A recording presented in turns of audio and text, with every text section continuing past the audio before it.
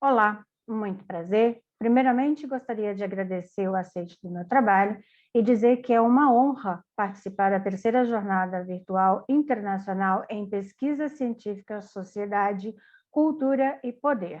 Eu sou a Luzimar Soares Bernardo, sou mestre em História Social pela Pontifícia Universidade Católica PUC de São Paulo, e o que apresentarei aqui é parte da minha dissertação de mestrado, onde estudei a colônia de pescadores artesanais, situada em Copacabana, na cidade do Rio de Janeiro, no Brasil.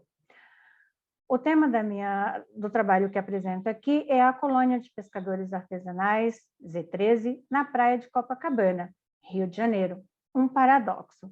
Peço licença agora para compartilhar com vocês o meu trabalho. Bom,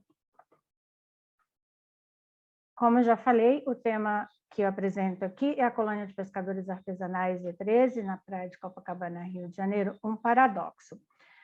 Gostaria de ressaltar que a pesca é uma atividade muito importante na história do país, porém, os estudos acerca do tema, especialmente no Rio de Janeiro, ainda são escassos.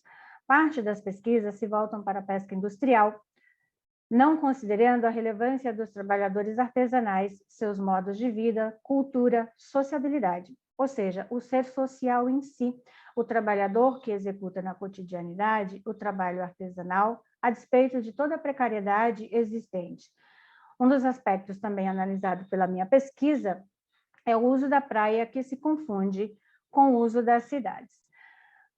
Vale ressaltar aqui que a criação das colônias de pescadores se relaciona com o projeto de regulação da atividade pesqueira no Brasil, que foi perpetrada pela Marinha do Brasil logo após a Primeira Grande Guerra, com o intuito de regularizar e controlar a atividade pesqueira no país.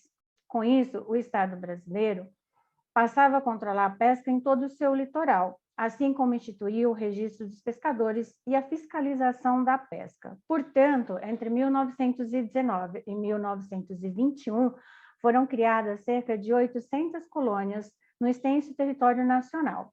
De todo modo, a criação das colônias levava em consideração, além de outros fatores, a extensão territorial à beira-mar de cada estado da federação.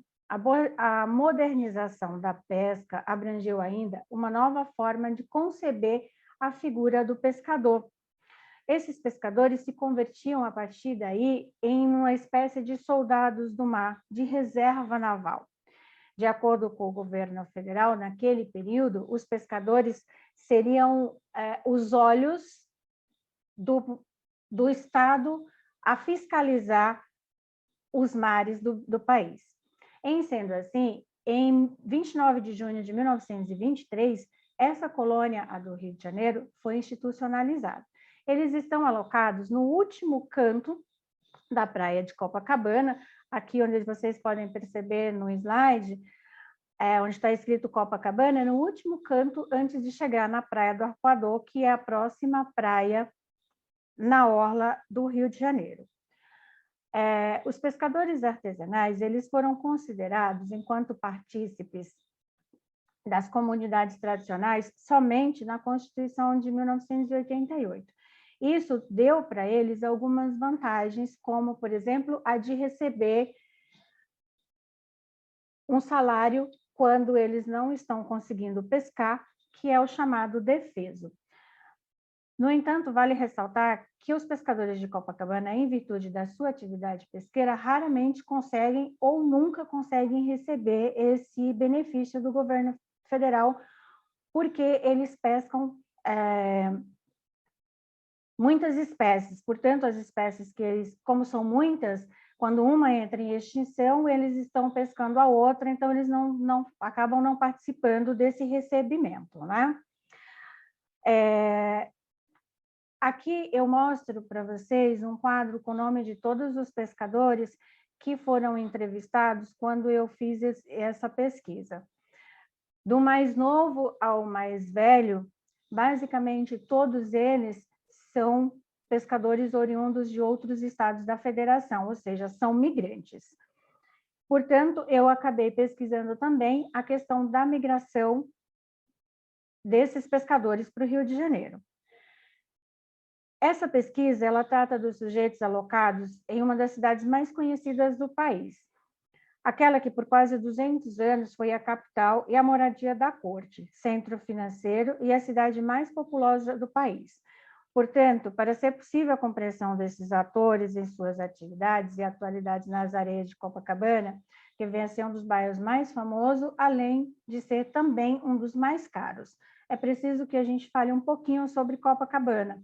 Obviamente que Copacabana é uma localidade bastante conhecida, mas não custa ressaltar que é justamente nessa Copacabana conhecida que recebeu a alcunha de Princesinha do Mar, onde se encontra essa comunidade de pescadores artesanais. Os pescadores resistem, persistem e permanecem, disputam territórios e sociabilidades, transformam as areias das praias em seus espaços de convivência e construção de culturas, lutas e permanência. Além, é óbvio, de ser um convívio diário com os mais diferentes sujeitos, dentre eles os vendedores ambulantes, os esportistas e os turistas, e, claro, também os moradores.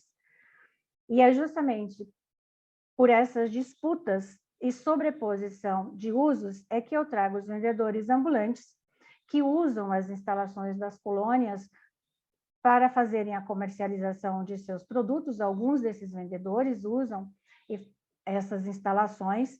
Os esportistas, que também trabalham ali, não são só os esportistas que passam, que vêm só usufruir das areias, mas algumas escolas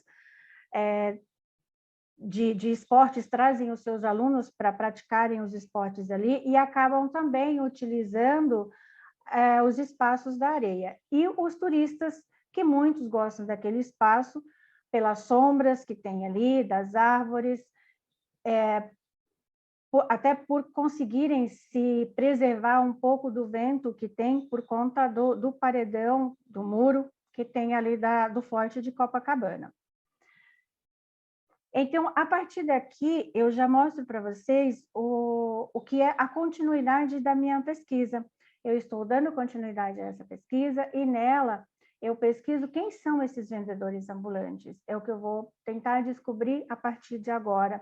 Como se dão as relações, haja vista eles utilizarem essas instalações, como são feitas essas interações.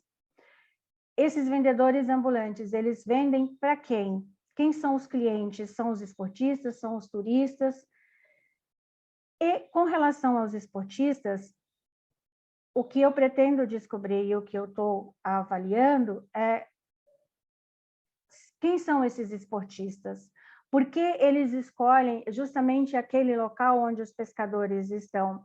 Quais os esportes praticados naquele lugar? E essas atividades, elas são de cunho puramente recreativo ou também são de cunho de manutenção do corpo, são esportes competitivos, e como que eles se relacionam com os outros sujeitos, incluindo aí os pescadores artesanais. Além disso, o final da pesquisa, e porque os turistas estão como o último sujeito a ser pesquisado, porque trazer os turistas para a convivência dos pescadores e compreender as relações entre eles e saber quem são esses turistas, é justamente a forma de buscar considerar qual é o papel do turismo na vida desses pescadores. Bom, aqui eu já me encaminho para as considerações finais, e o que eu consegui descobrir até agora sobre os pescadores é que, mesmo com as lutas de permanência, a atividade turística, ela continua alijando os pescadores dos ganhos da atividade turística. Ali no cantinho de Copacabana, tem hotel, foi inaugurado agora há pouco um hotel 6 estrelas, e ele trouxe um medo maior dos pescadores de serem definitivamente expulsos daquele canto. Vale lembrar que muito no passado os pescadores moravam em Copacabana. Hoje nenhum deles mora mais em Copacabana, todos já foram expulsos de suas moradias por conta também do turismo, não só, mas também do turismo. O crescimento do interesse turístico e a mercantilização dos recursos não trouxeram melhorias para os pescadores. O turismo provocou esse deslocamento físico e também simbólico, porque é muito comum ou as pessoas não perceberem os pescadores ali, ou elas reclamarem, inclusive, do cheiro do pescado na praia. E, por fim, a presença dos demais atores em Copacabana trouxe ainda mais o acirramento de disputa por aquele espaço. Então, os pescadores, eles têm um documento chamado Termo de Posse, que permite que eles fiquem naquele local enquanto trabalhadores. Eles não podem morar, eles só podem trabalhar. E a cada 2 anos, eles precisam provar para os órgãos da Prefeitura do Rio de Janeiro que eles continuam sendo pescadores, continuam fazendo as suas atividades enquanto trabalhadores e que não exercem nenhuma outra função naquela colônia. Eles são tratados enquanto trabalhadores do mar, mas que só podem exercer essa atividade. Eles não podem, por exemplo, assar o peixe e comercializar o peixe assado. Eles comercializam o peixe ali, desde que esse peixe seja comercializado cru. Aqui eu trago para vocês algumas das referências bibliográficas que eu utilizei para minha pesquisa. Muito obrigada pela oportunidade de participar. Desejo sucesso a todos. Um abraço.